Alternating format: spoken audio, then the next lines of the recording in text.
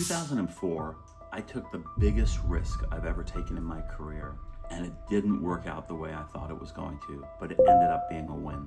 Let me tell you how. So at that point, I've been in the corporate world for almost 15 years. I've worked in big tech companies like Microsoft, startups. I've worked in Canada, US, had a number of leadership roles. But I knew that I wanted to go out and build my own thing.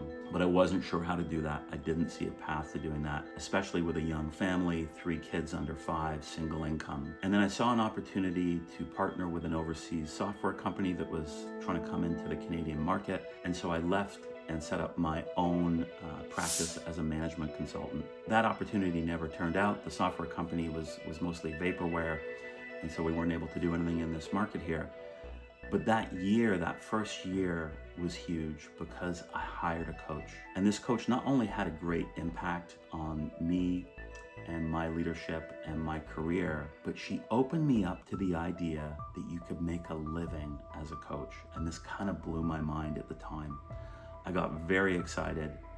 I went back and I got retrained up as a coach and quite quickly started my own practice and going out and getting clients. And I loved it right from the first minute. I loved being a coach. I loved working with leaders and supporting them, helping them develop, helping them reach their goals.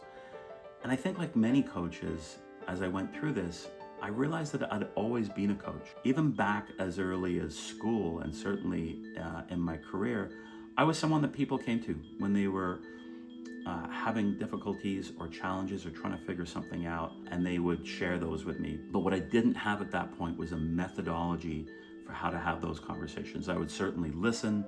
Sometimes I would give advice.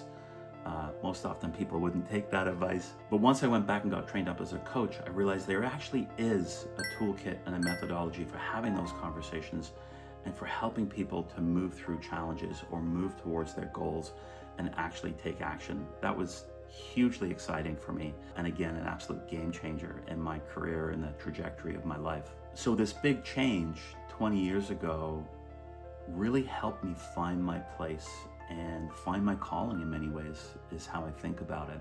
When I look back at that time, there's a few things that stand out for me as really key learnings and things that help me move forward.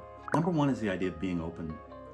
I knew that I wanted to actually build my own business and be outside of working inside a corporation. I didn't know how to do that. I didn't see a clear path.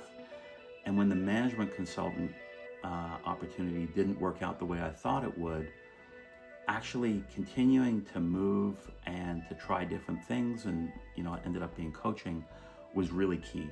So if after that management consultant gig didn't work out, if I just said, okay, that was a bad move, and maybe gone back and got a job, who knows where I'd be. So the openness and the agility was really key. Number two, what goes along with that is the idea of keeping my feet moving. So even as things weren't working out, I continued to move forward. I continued to take steps. Some of them were helpful, some of them weren't.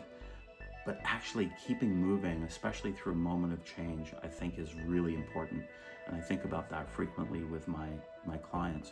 And then the last piece for me was how urgency became fuel. As I said at that point, with a young family, single income, I didn't have the luxury of stopping and doing nothing or just going into strategy mode for 3 or 6 months. I needed to build something. I needed to start generating income quickly. And so the urgency got me up every day and it got me moving. We often talk about necessity as the mother of invention.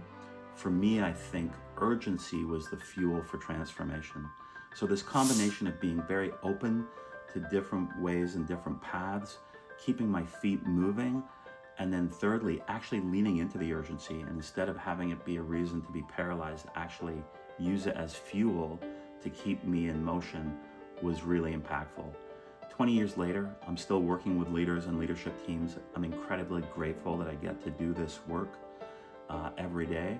And the way I got there, the way I started this 20 plus, just over 20 years ago, was serendipitous. It was, through taking risks. It was through, again, being open and trying things. So I'm incredibly grateful to that younger version of myself that I took this risk and kind of followed this path. And the fact that I'm doing this work and continue to do this work makes me very happy.